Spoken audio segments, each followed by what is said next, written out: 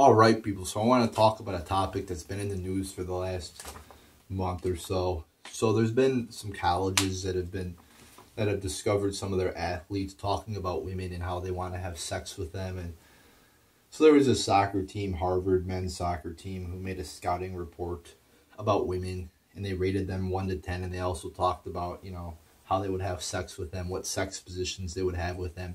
And so the university, or they found out somehow they were doing this, and they suspended the whole team.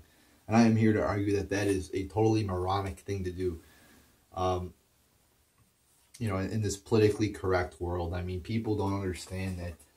I mean, they do understand, but I think liberals try to act all high and mighty, or a lot of people out there try to act high and mighty, and guys, let's just be real here. I've talked about this a couple times in my channel. Guys just think about sex a lot. They think about women in attractive terms a lot. It's just how guys' brains work. I mean, it's very hard to resist that temptation. I mean, it's just how guys are made. Guys are made to look at women in more sexual terms than women are to look at men. I mean, it's just how. I mean, it's not like that's true for like 1% of the guys. I mean, like 99% of guys act that way, especially guys in college, who are many of them single. And, your hormones are obviously, your testosterone, your sexual desires are obviously higher at that age. So, I mean, this is what normal fucking college guys do. So, let's read the article here from, by the way, the New York Times. So, I'm going to go through it. I will try to leave it in the description.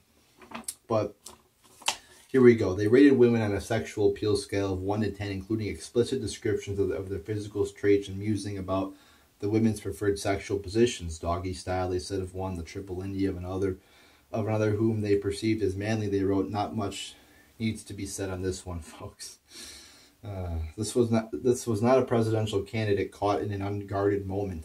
This was the men's soccer team at Harvard, one of the most prestigious and privileged universities in the world, writing about it, whatever. The Harvard Crimson, the newspaper there at the college, revealed the existence of the document, which was written in 2012. It was a Google Doc. They say it's publicly searchable, but it's not really publicly. I've used Google Docs before, and if you make it public to everybody, you really have to share the link with people to actually access it. You can't really like search on Google and find this thing, So when they say it's publicly available, it's not really public, it's just, you don't fucking, I've used Google Docs before, guys. I use it through all high school, trust me, and I still use it today. On Thursday, after an investigation, the university said similar exchanges had continued into this year. It canceled the rest of the season's games. The swift penalty came just as Harvard was preparing to welcome visitors for the start of Parents' Week. The scouting report seems just more evidence that sexism remains pervasive on college campuses. There you go. This is not sexism. How in the fuck? See, this is why the term sexism, racism, the liberals call everybody that. Everybody's a sexist and racist who doesn't agree with them. That's why these two terms, not these two, but many terms that the liberals create, misogynistic, Islamophobic, are so worthless now, is because all the liberals really use that for everybody. It's not sexist to think about women in a sexual way. Let's just be clear here. What was this soccer team doing? They put it in a document, all right? So they were typing and whatever, oh, this girl is hot. She's an 8. I'd love to do her missionary style. They weren't going up to the women on the soccer team and telling them this in person.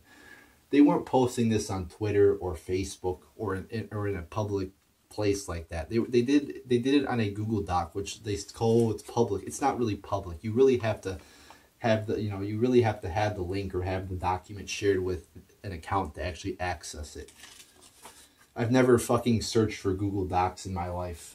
For the 6 years I've been using Google Docs, I've never come across a public Google Doc that hasn't been, that I've been given the link, or so it's not really public. So they were doing this just together as guys. They were talking amongst each other. Not a problem here. Not a crime. Not sexist to do something all men really do, is fantasize about having sex with women and talk about it with their friends. Instead of talking about it in person, like at a bar or just when they're hanging out, they made it into a public Google Doc. It's not a crime. It's not something that's even bad. It's normal male behavior, not sexism. So the sexism remains pervasive on college campuses, despite efforts by Harvard and others to combat it. It was also reminiscent of Donald Trump's remarks that he was engaging in locker room chatter when he boasted of sexual contact with women against their will. No. He did not boast of that. He has never done that before. There is no evidence that he's ever done that before. See, they try to tie this into Donald Trump now. I mean, it's complete bullshit what they're trying to do here. Donald Trump says, oh, first off, you're talking amongst guys. Not everything you say with your guy friend, especially in a private conversation, should be taken word for word. You know, you say shit with other guys, and women say shit with other women in private conversations that they would not want to hear their parents, hear it. They would not like to hear their teachers hear it. They would not like to hear their bosses hear it, or some of their friends to hear the shit they say in private conversations. That is why when CNN was joking about, they made a joke about Trump's plane falling, and everybody, oh, look at CNN's joking. Again, that was not meant to be public. So I'm not going to get mad at CNN for that, even though a lot of conservatives did. I don't think that's right to get mad. Again, I think really everything you say in private is should not really be taken seriously. You say a lot of things in private that you don't really mean, or that you're just boasting about. You know, you're trying to show off to other men, or you're just having a good time. You know, I mean, like, I'm sure everybody said to a friend, yeah, I'd really like to have sex with her, or I'd really love to fuck her good. You know, just random shit like that. All right, so I continue. I think Donald Trump is so extreme that we like to believe that these extreme incidents of sexism and discrimination are like isolated to him. Marty Berger, a sophomore, said as he left an exam on a spectacular fall afternoon, yet yellow leaves crunching underfoot. Again, it's not sexism or discrimination to think of women in sexual terms. And I'm sure this Marty Berger, yeah, I'm sure he's just a great guy, you know, a virgin who's never even touched a woman before, who has never watched porn or had sexual fantasies about women. So yeah, I'm sure this guy is just almighty and holy. But it's important to recognize that they're just as rampant in our generation on our campus, he said. Again, it's not sexism to talk about women. You know, this really distracts from real problems in our world, like sexual assault, which is a big problem. Many women get sexually assaulted, but the liberals are too busy talking about this shit. Words. They're just words. Again, it would be totally different if they went up to the women and said, yeah, I'd really like to fuck you good.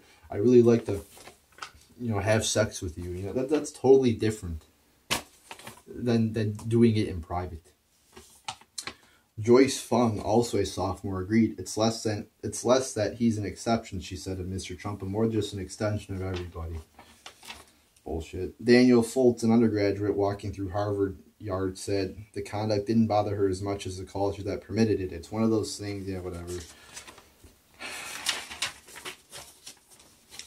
Again, there is a culture that permits it because that's every guy's natural instinct to do, is to think of women in sexual terms. I mean, obviously, I'm not...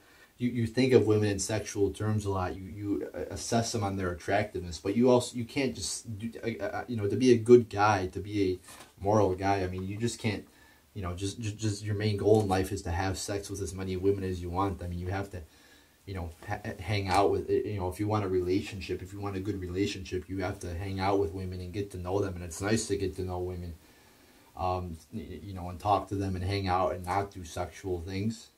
So, I mean, yeah, if somebody just wants to go out and have sex with women, I mean, that's a pretty, you know, bad thing to do.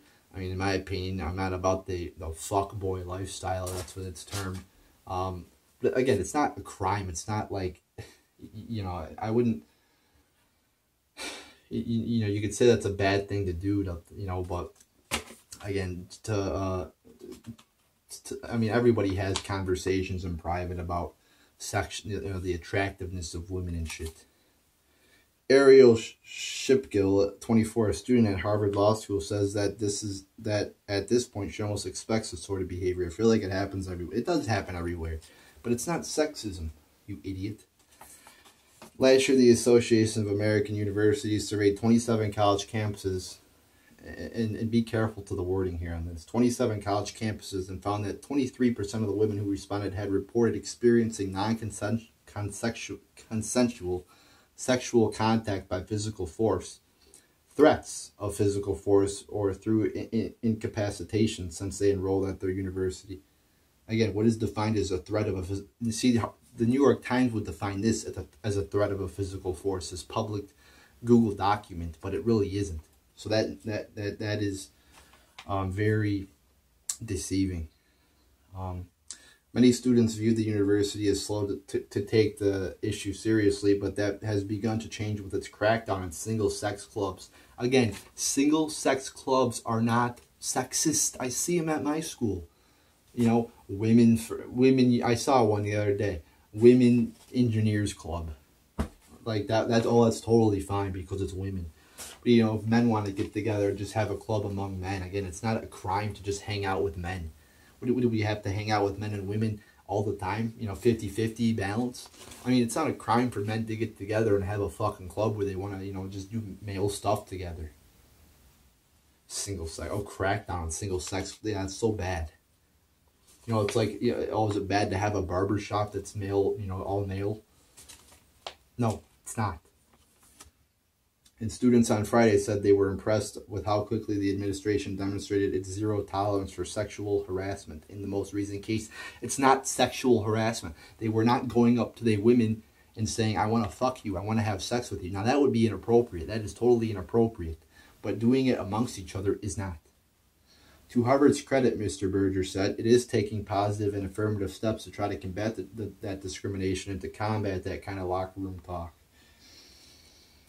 Mary C. Waters, the chairman of Harvard's sociology department, who has taught a course on sports and society for many years, said that many college campuses have what might be called a rape culture. Oh yeah, this is a rape culture. No, it's not a rape culture. They were not talking about going and just, you know, breaking into women's dorms and raping them and having sex with them even if they don't consent. That's not a rape culture. You fucking moron. Which she said she discussed with her students. She said her male students have often said that they would never let their sisters go to some of the parties they attend, but that they did not extend that protective feeling to all women. Yeah, because you feel that you should protect your family members more than you should protect fucking strangers. I mean, hello?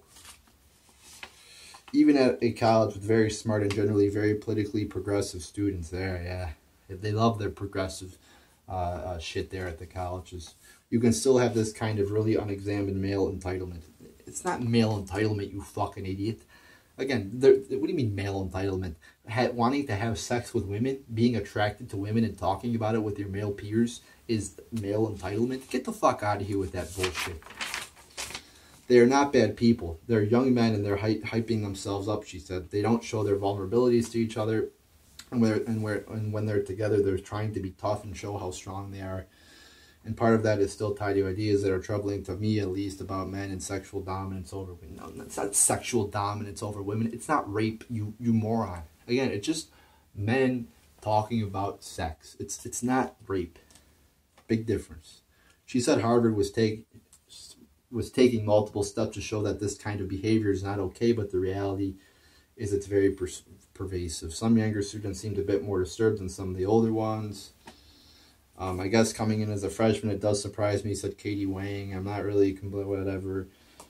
Billy Hussein, 19, said this was a rude awakening for his freshman year. They got admitted. Yeah, I'm sure Bilal Hussein was, you know, just, again, a great young man who has not watched porn or has not, you know, I'm sure he's never experienced a boner in his life. He doesn't even know what a vagina is. Yeah, I'm sure. Sandra Ojiburrow, a freshman, was grappling with many facets of what she called the scandal. Oh, scandal.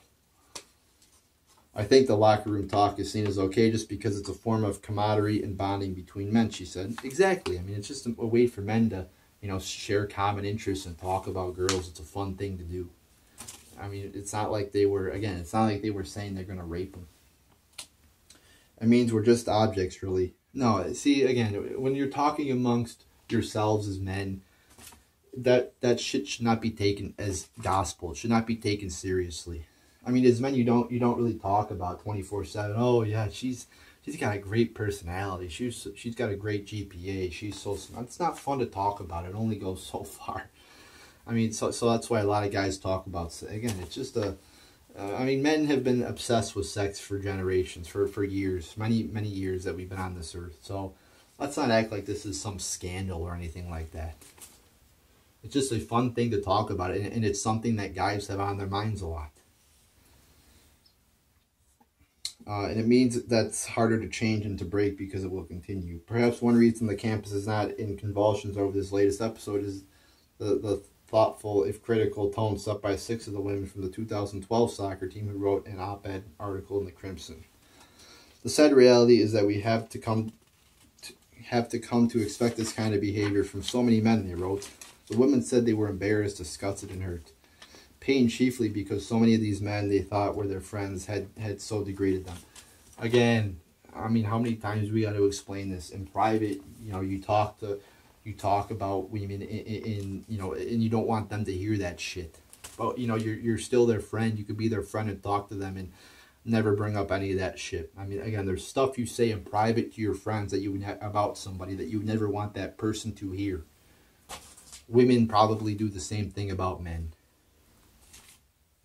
But they concluded they hoped the episode would lead to productive conversation and action on Harvard's campus within collegiate athletic teams across the country and into the locker room that is our world. You know, so there's the article, that bullshit article. And you don't notice, they don't even ask somebody. Everybody they asked had the same opinion that, oh, this was so horrible. They didn't provide a dissenting opinion in this article like they should have. I mean, at least put one person in there who said, yeah, this is all right. It's typical male behavior here. So in conclusion, I know this is a long video. I don't usually make these videos that long, but I thought it was an interesting subject to talk about. But in conclusion, it is typical male behavior to talk about women in a sexual way. Now, obviously, when you're actually talking to women, you shouldn't, you know, the first thing you say to them, hey, I want to fuck you. You know, oh, I want to have sex with you. Oh, you're a 10. You have a nice ass. No, and when you meet women, when you talk to women, you should be having engaging conversations that are not about sex, and you should treat them with respect. But when you're with guys and you're not with that girl, I mean, it's a private conversation. Guys think about sex a lot. It's just a fact. It's just how our brains are wired.